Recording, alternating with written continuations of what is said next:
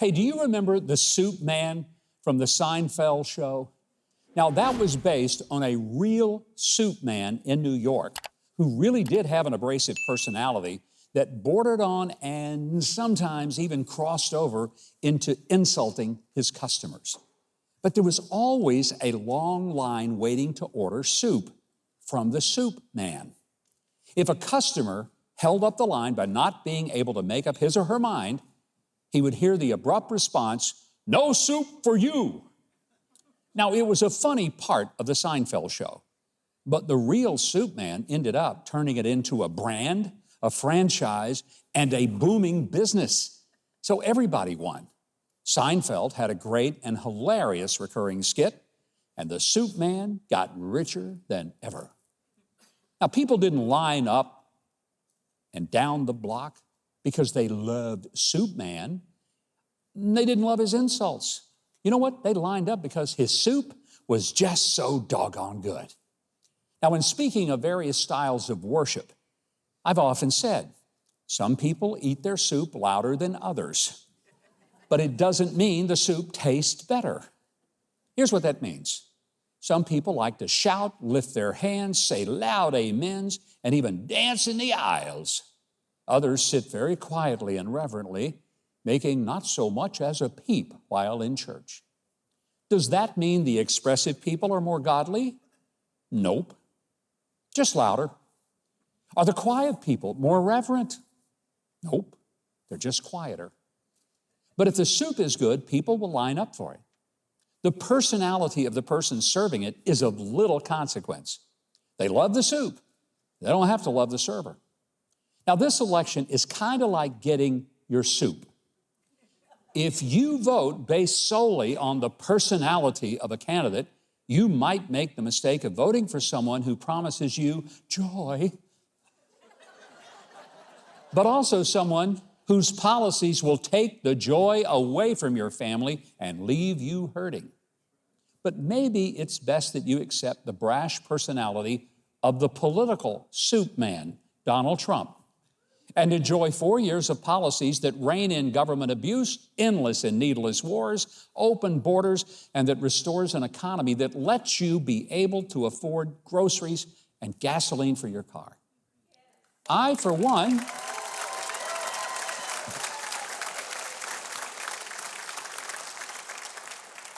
don't find Kamala Harris all that endearing anyway.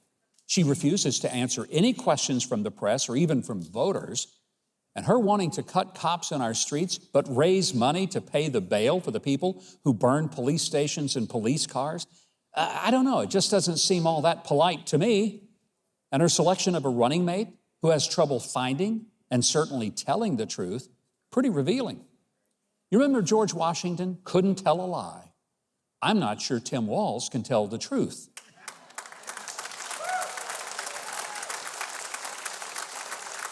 Doesn't matter whether it's about his military service, his academic credentials, his coaching career, or his politics. It may be that we have the option of voting for someone who tells us the truth so bluntly that it seems harsh, or someone who lies so eloquently we don't even know we're being deceived. For me, I'll take truth that hurts my feelings, but which delivers policies that make my life better, rather than having meaningless sweet talk that massages my ears, but destroys my very life. I worked in New York for 6.5 years. I saw soup man shops spring up all over Manhattan, and they all had a line of people waiting to get soup, even if it was from a guy whose tongue could be sharp, but whose spoon stirred the best soup in Midtown. Donald Trump gave us 4 years of lower taxes, secure borders, peace in the Middle East, bigger paychecks, a constitutional Supreme Court, support for Israel, a strong stand for the sanctity of life, and cutting of government red tape that was strangling small businesses. I'll stand in line for his soup any day over getting a hug, but served a soup that isn't fit to eat.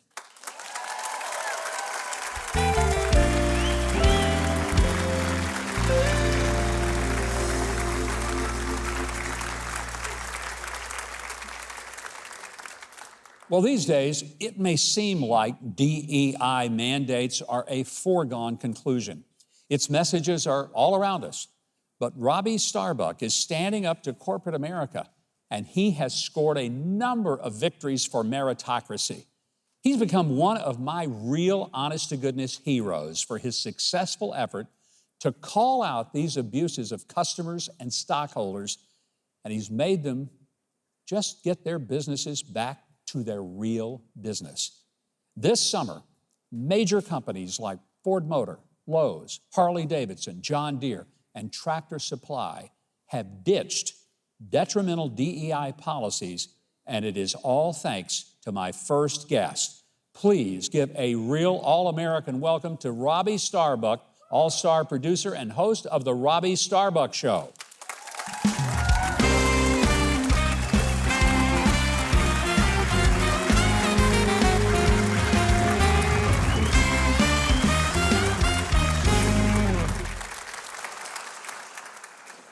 I wasn't kidding when I said, you're a hero, dude.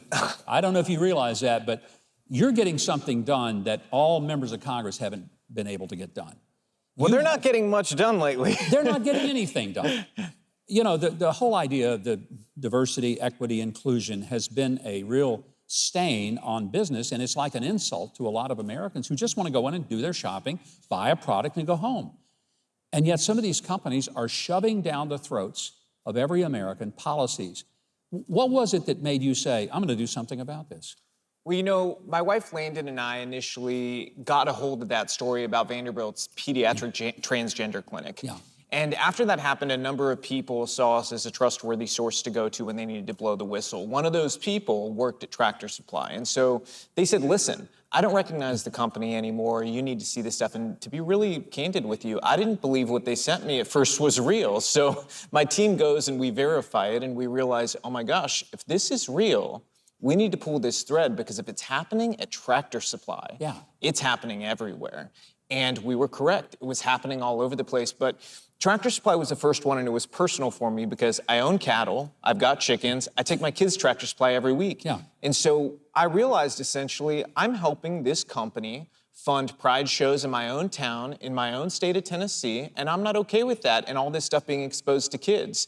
So I don't think the other people going in are okay with it either. I'm going to shine a light on it, and we'll let customers make the decision. Because you see, these companies, all the ones you named and many others, I think they came at this from, sort of the idea that their customers were not smart enough to figure this out. You see, I come from a very different place. I think people are actually pretty smart. And if you give them the information, they're gonna use it, and they're gonna use their wallets as a weapon. Well, I was just shocked, and you were the first person that ever told any of us that Tractor Supply was funding some of this nonsense.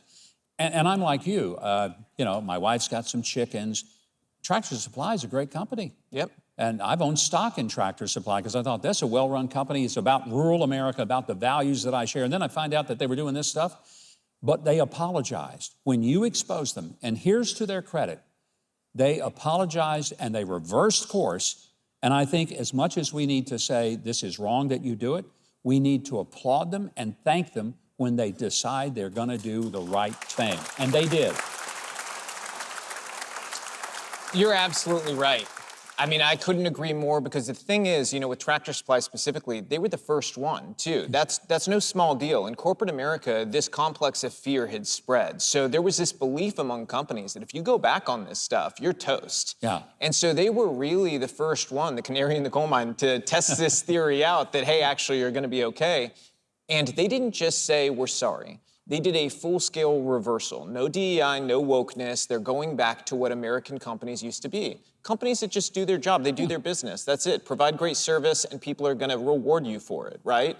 And what happened is the market rewarded them. Their stock actually went up after they announced they were pulling back from all this stuff. Which is, I think, such a significant thing. Once that happened, you found other companies, and you also went to their executives. You were very thorough. You'd done your research. You didn't just go on a wild hair and say, if you don't do this, we're going to, protest your headquarters. So talk to us about what the strategy was getting to the executives, to the decision makers, because there's no point going and yelling at the clerk at the store. How did you get through to them? What did you say to them? that caused them to reverse, whether it was Tractor Supply, John Deere, Harley Davidson, Ford Motor, Lowe's, because all of these big companies, they responded to what you did.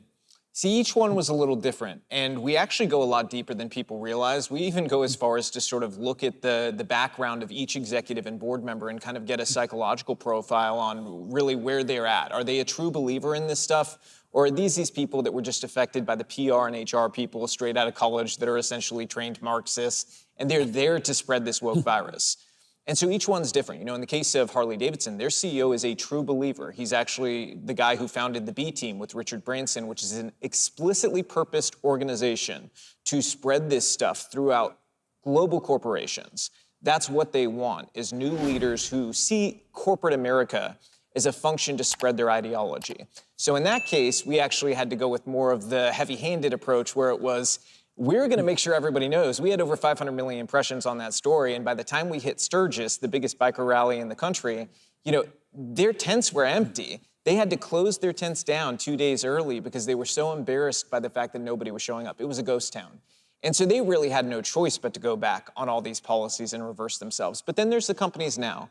They've seen the great success we've had, you know, with each one of these companies. And we're having real conversations now about the state of corporate America in the future. And it looks something like this. You can either stick with this stuff, where the left is demanding that you use your company as an activist tool for their belief system, or this side's asking not for you to adopt my politics, but to adopt neutrality. Yes, I'm very conservative, but I don't expect every company to be. Yeah. I do expect them to be neutral and not shove these woke policies down the throats of their customers and their employees. Robby, what you just said is the most significant thing, and I hope our audience really lets it sink in. Nobody on the conservative side is asking all these big companies to go out and support conservative causes and make a big stand and wave Christian crosses or any of that. Just sell your stupid products to us. Let us buy them if we like the products. We're buying your products, not your politics. That's what you're telling them. And I think that's brilliant because you are saying, just be a business. Serve your customers, serve your stockholders, and if your individual employees and executives want to go out and give their own personal money to one of these causes, it's their business. But don't use the money that we're giving you as customers and stockholders to insult us and call us bigots. That's How exactly brilliant. right. Well, we got a lot more of my conversation with Robby on the way, and we're also going to discuss a very, very important and provocative film called The War on Children that Robby and his wife Landon have put together. We'll take a little break here, but it's not a break from anything other than giving you just a moment to see who makes this show possible and to give Keith the opportunity to tell us what else we have coming up. Well, still to come, the hilarious comedy of Christy Condor and country music artist Craig Campbell performs. All that and more right here on Huckabee.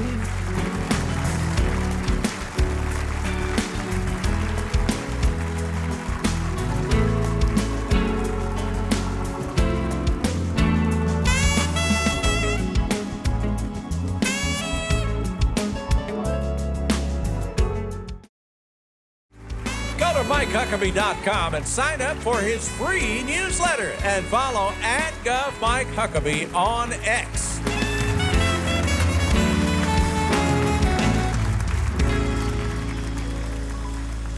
We are back with Robby Starbuck. Together with his wife Landon, they have released a powerful documentary, and it exposes the ongoing battle for control of the next generation, but more importantly, their minds.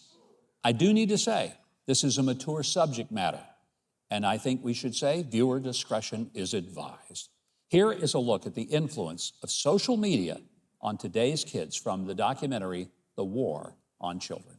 So would you give your children social media? Absolutely not. Not at all. No.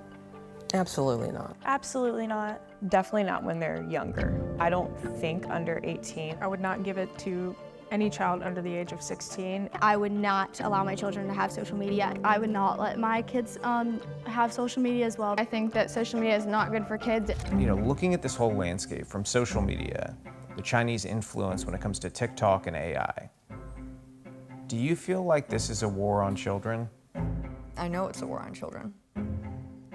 And not just from a malicious foreign adversary, but from adults in this country who are visiting very corrupt values on children, sexualizing them, and doing so in some ways for profit. I think we can all see the evidence of our eyes and our ears. Especially so on social media. Especially on social media.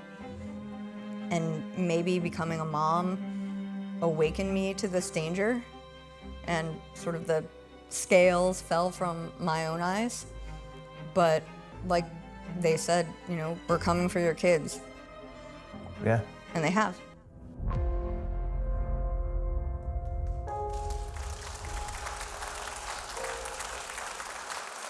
Robby, the documentary that you and your wife, Landon, have put together is really an expose of what's happening to a lot of people's kids. But how many parents really know what's going on with their children in social media and the way that they are being exploited? Not nearly enough, Gov. Let me tell you, when we did those focus groups with teenagers, someone could watch that clip and think maybe Robby cherry-picked and just put the kids who said they wouldn't give social media to their kids. Yeah. I'm telling you, we did multiple focus groups where it was, I think we did 4 all together, and there's many different kids in each of these groups. They're all separated to make sure that we don't get herd, answers where they all just agree with each other. Every single kid said they would not give it to their children because they recognized the dangers, but the thing that they really pointed out to us was how divorced parents were from the reality of what technology is capable of, that they just had no clue what was going on. We had one show us live what they did to avoid their parents' block on them being able to have social media. So they showed us how your phone can essentially have 2 different home screens, one that your parents see and then one you see. No clue, and I'm fairly young, okay? I'm tech savvy. Yeah. I had no clue that this was possible. And so how many parents out there have absolutely no clue this is going on? And the film has been, I think, so helpful in that regard to just inform parents about all the dangers, because it's not just social media. That's scratching the surface. Yeah. We cover gender ideology, pharmaceuticals, the worst mental health crisis kids have ever had, the politicization of kids, the sexualization of them. Like that woman you saw in that clip, she's a former Facebook executive, and she is blowing the whistle on how dangerous social media is for their kids. And she's not the only one. The vast majority of social media execs do not let their kids use social media. I find that very fascinating. In other words, it's fine for your kids, but not ours. We don't mind your kids being corrupted by this stuff and sexualized or exploited, destroyed in terms of their own sense of self-worth because of the nasty bullying that goes on. But we're not going to let our own kids do it. And I think what a hypocrisy. What an incredible challenge. Now, this film is available on X, formerly Twitter. If Elon Musk didn't own X, this would never be allowed to be on that platform, ever. So did you get any pushback at all from it being on there? You're absolutely right that this film would not be anywhere if not for X. Okay, so you can watch the film at thewaronchildren.com. There are multiple ways to watch it. Okay. But it just got banned, actually, a couple weeks ago from Amazon Prime. They banned it despite the fact that this documentary is now today, I can say, the most watched documentary of the year. We're at nearly 60 million people having watched it, which is incredible. When we started this out, there was no idea that would happen in the future. But then Elon Musk went and supported the film, and he promoted it. And that did just incredible good. So many people who are not, let's say traditionally in alignment with my politics, they watched the film with an open mind. And we got letter after letter from people saying, listen, I voted Democrat for a very long time, most of my life or all my life, and saying, but you identified these issues that I see in my own kid's life. And now I'm recognizing how politics does play a role in this. And they listed out the changes they're making in their life, as a byproduct of watching the film. So the film does more than just, speak to our own crowd. It really does this in a way where we talk to people from every side. You're hearing directly from the kids who had the double mastectomy at 13. You're hearing from the child trafficking victim telling you how social media played a role in her being trafficked and horrible things happened to her. And you're hearing directly from the teenagers. You're hearing from our lawmakers like Rand Paul. And I think that altogether it gives this picture for the first time of everything our kids are facing today and how we have a responsibility as the adults in the room to step in and stop this before we head down a road that we can't turn around from. I'm happy to see some states, my home state of Arkansas, we have this phenomenal young governor there, and she's really I terrific. heard she's pretty good. She's real good. They do say she has a what's that last name? You know, I don't know. She's got some connection to politics in the past. She always says she wants to be a better governor than her dad, and I always say, it's a low bar, kiddo. I'm pretty sure you're going to clear it. But she has started an initiative to have schools who will take these smartphone devices away from students during the school day, put them in a place where they can't access them, so they're not playing on their phones all day, missing class, and doing things that what you've just described, which is really destructive to a child's sense of self-worth when they're bullied and told horrible things. Is this something we can kind of look forward to seeing? That? And I want to say, I don't think it's political. I mean, I really don't. It shouldn't be. Because I think Democrats love their children. They may not know how all the time, and maybe some Republicans don't either. But if you love your kid, you don't want to see something that destroys them. So I'm grateful that your approach is not about, hey, we just want to tell the conservatives something. We want to tell American parents something about what's happening to their kids. That's absolutely right. You know, let's take, for instance, you know, the issue of the inappropriate books in many schools. Yeah. There's these books that are absolutely pornographic. And I had a conversation with a set of parents who do not agree with me. In fact, I say conversation, that's a nice way of putting what it started with. Okay, it was not a conversation, it was more them yelling at me. And, you know, I said, listen, I'm gonna ask you one thing. Will you watch a 4-minute clip?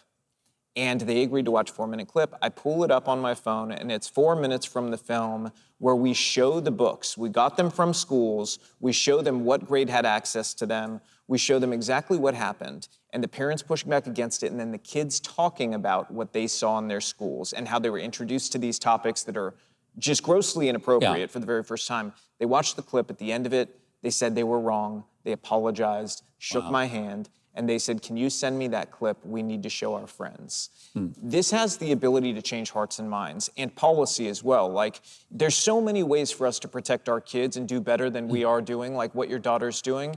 And, you know, I think every state should be adopting policies like that. Because here's the thing. We can put it a nice way and say, you know, oh, they're going to have these kids no longer fooling around at school, but it's much worse than that. You've got kids who are buying drugs on their phone. You've got kids who are in the bathroom taking very inappropriate photos, and then that gets used as sextortion against them. And then that kid is in some horrible cycle that leads to depression and then, God forbid, suicide. These policies save lives. And so more states need to adopt it. And a lot of parents, you see, they don't know where to start. They don't know what they can do. And so we did something very important at the end of this. We put together, we always joked, we didn't get a manual when our kids were born. We've got 3, we're on number 4 now, and we're like, there's no manual. So we wrote a manual, a literal manual, and it's free. You go to freedomforever.us, there's a free Parenting Revolution manual, and it gives you all of these different ways you can make a difference in changing not only your own kid's life, but kids in your community. And it's a start for people to be able to say, I have these things on the checklist that I can actually do to make a real difference. And I think if you look at what we've done with DEI and wokeness in this film, nobody can tell me that one person doesn't make a difference, because everybody who's been involved in these projects was the reason they were a success. So every single person, every parent has something they can do, and grandparent, okay? The grandparents are powerful. They have something they can do to make a difference. You have proven that one person can make a difference. And you and your wife, 2 people, have made a huge difference in this country. Robby Starbuck, thank you for being here. And my guess is you want to learn more about the movie and see the war on children. And you can simply go to Huckabee.tv, click on Robby's guest page. We have a lot of things that we can connect you to with Robby Starbuck, and I hope you will say a prayer and thank God for this man and what he's doing. Speaking of thanking God, we thank God Keith Bilbrey is here, and he is about to tell us what else we have coming up on the show. So, Keith, it's all yours. Well, up next, Mike sits down with Bryan Ganz, the president and CEO of Burner Technologies, to explore how his cutting-edge, less lethal devices are changing the game in personal and public safety. Then get ready to laugh with comedian Christy Condard. You're watching Huckabee.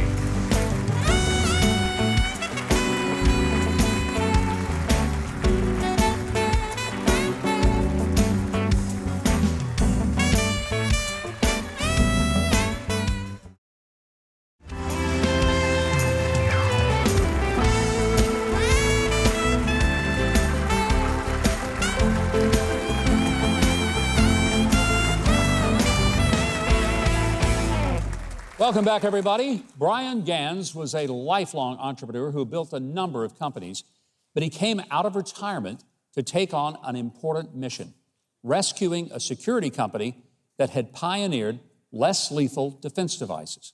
Now, they look and work like guns, and they stop criminals, but they don't kill. I want you to welcome the president and CEO of Byrna Technologies, Bryan Ganz. Bryan, great having you here. Governor, thank you very much. Thank you.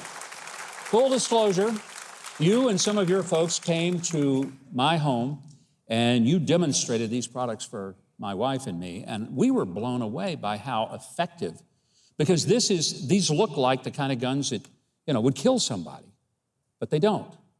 But what do they do? Well, first off, thank you very much for having me on the show.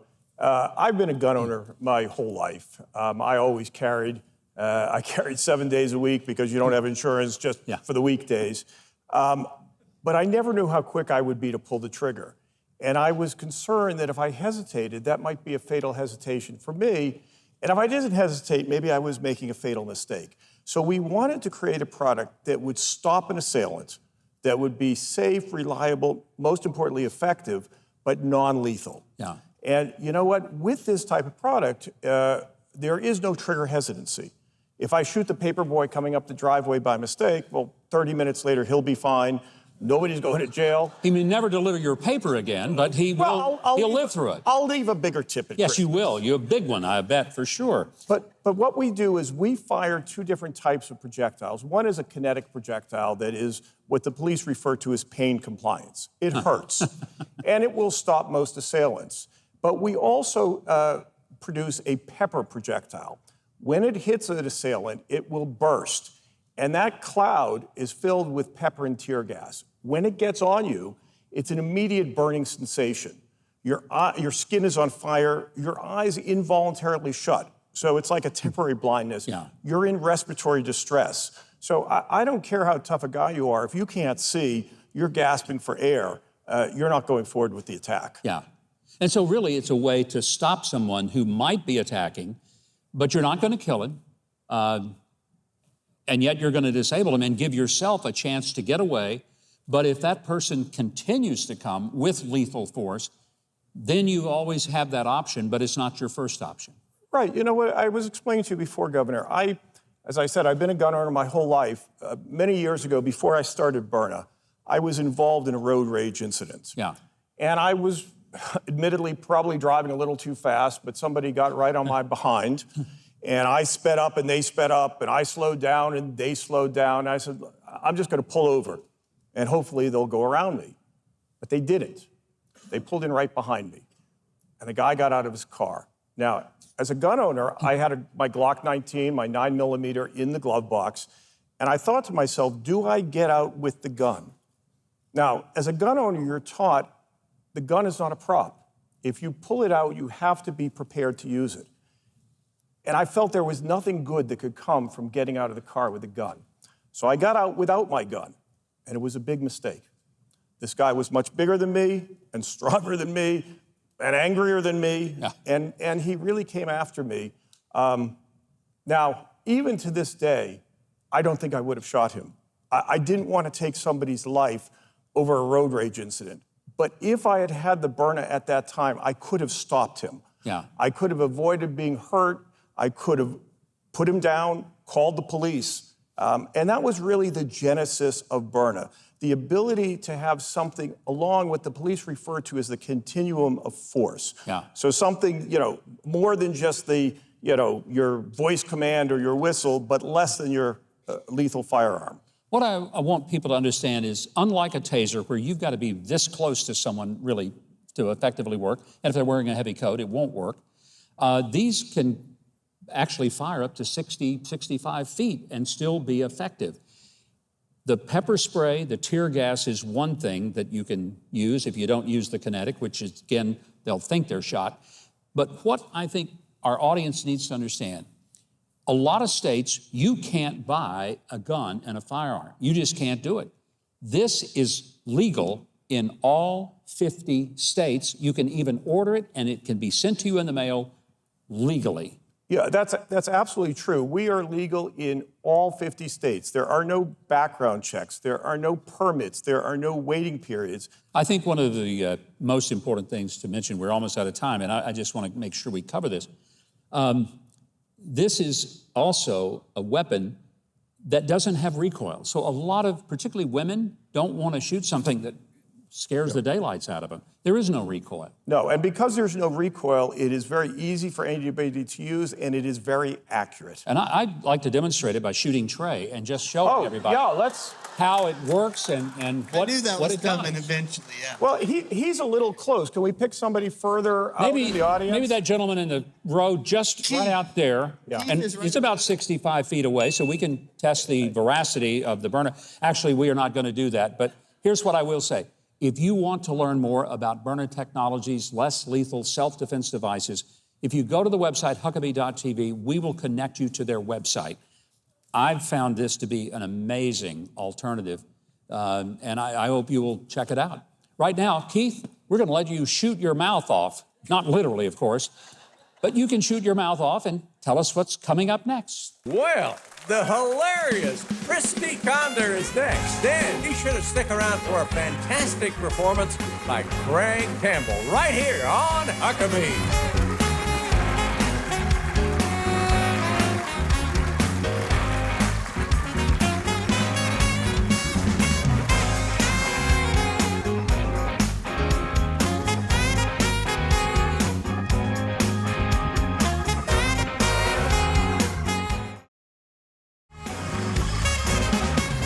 Join Huckabee next week for Am I Racist filmmaker Matt Walsh and survival expert Donnie Dust.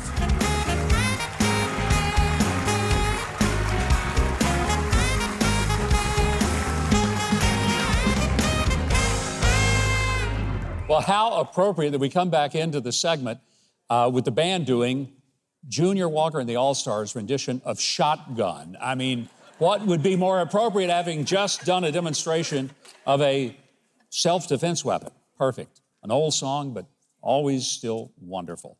And is played masterfully by the best band on television, Trey Corley and the Music City Connection. Christy Condor makes people all over America laugh out loud. She was named the fan favorite at the Clean Comedy Competition in Nashville, and her dry bar comedy special called Results Not Typical got her named one of Angel Studio's 6 comedians to watch in 2024. Well, now you can watch her right cheer. Please welcome the very funny Christy Condor.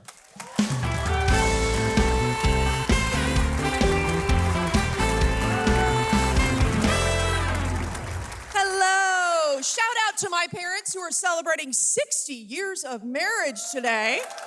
Yes.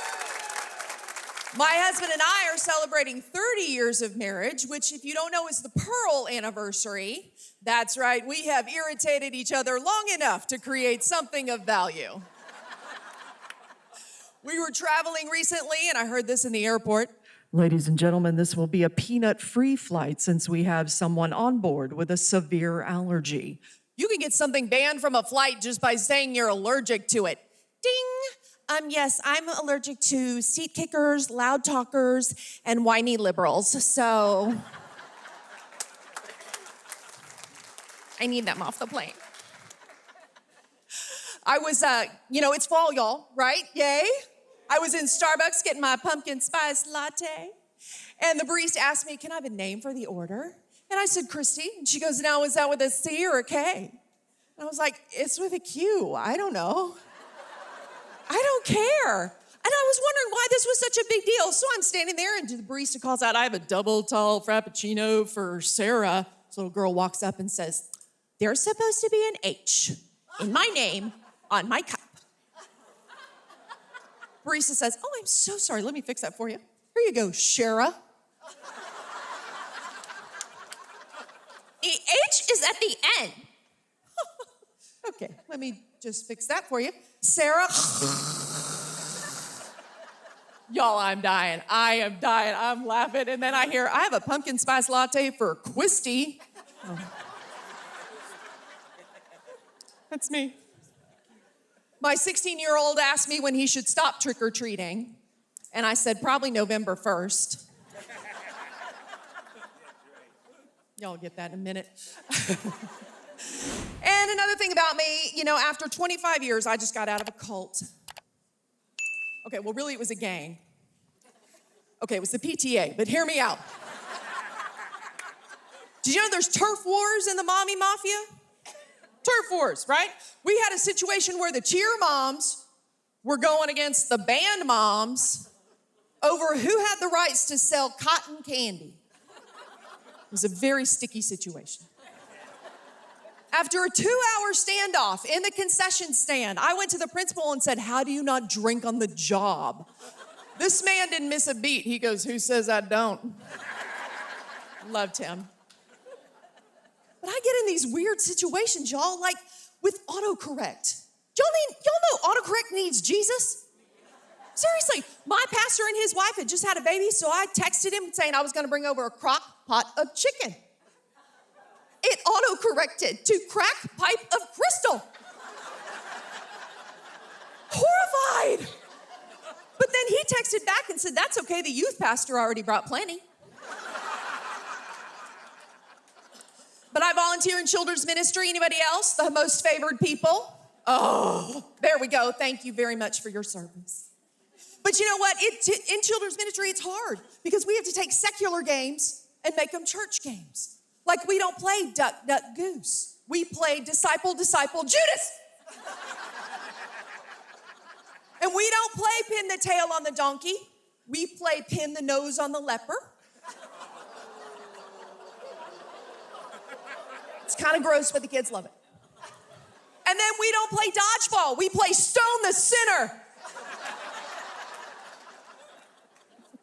But I have learned that you have to proofread everything you give to a child to read on a Sunday morning, even if it's from the Bible. Otherwise, you're gonna have questions you weren't prepared to answer on a Sunday morning. Like I had this, boys and girls, we're talking about David and Goliath. And Goliath has just challenged the Israelites to a fight. Rachel's gonna read what David said to his men. Rachel, why don't you read? Okay, thank you, Miss Christie. And David said to the men, who is this man? This one who mocks God, this uncircumcised. Miss Christie, what is that word? That is uncircumstantial. That's what that word is. And then you got some homeschooler in the back that goes, that's not what it says. That's not what it says. We did an art project on that last week and that's not what it says. I know. You do what every good children's volunteer does. Who wants candy? But I'll leave you with this, Huckabee Show. Even if you need to check all your references before you send them to a child, please do that.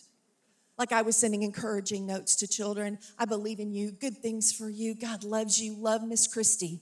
Micah 1:8.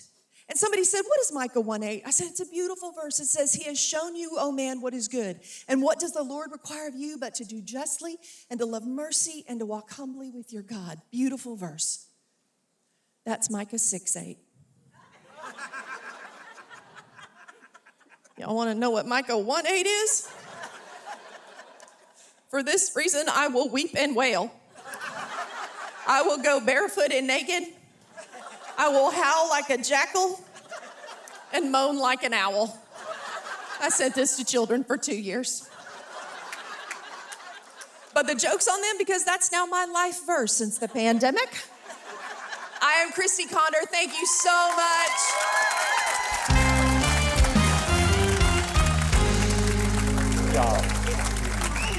All right, if you want to see more of Christy Conder, I think you do.